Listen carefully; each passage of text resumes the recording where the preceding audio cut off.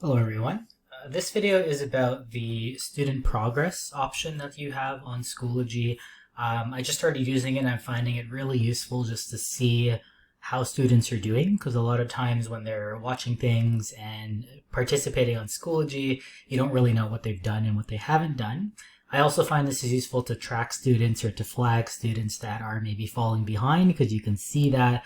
Also to flag students that are working ahead, so you'll be able to see that as well. So here I just have some recorded lessons. So this is sort of like what I'm doing now for all my different lessons, and that's what all of these are. Now what I've done is I've set up a option to do student completion. So every folder will have this on there. So once you click on this, it'll take a second, and then it will open a window that gives you some different options. Now these are all MP4 files, which are video files, so there's only really one thing you can do with them, but there are other things to do. So first thing is requirements must be completed in sequential order. So for my videos, I set that because I do need them to go in order, because I think this is a chemistry course, so I do need them to follow the topics in order.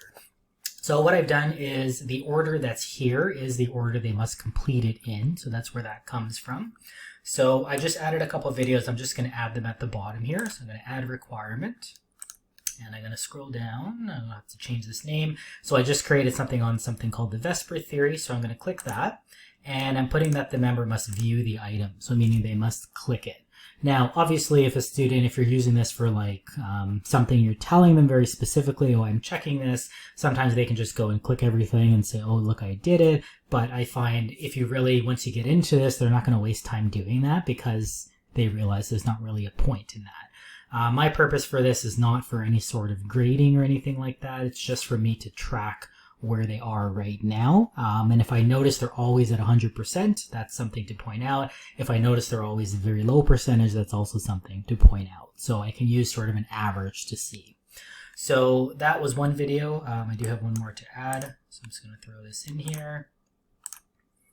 Oops, and again, they must view. And then you're going to save. Usually takes a little bit of time.